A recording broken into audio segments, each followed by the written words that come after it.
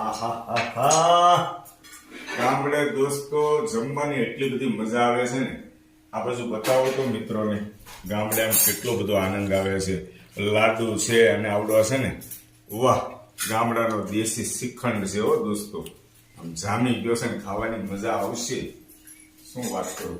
પેલો આપણા જે ભાઈબંધ મિત્રો બહાર છે, ઇન્ડિયાની બહાર છે, એને પણ આમંત્રણ આપો ક્યારેક.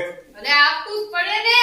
London, America, Canada, Europe, Germany, south Africa, બહુ બધા મિત્રો છે આપડા.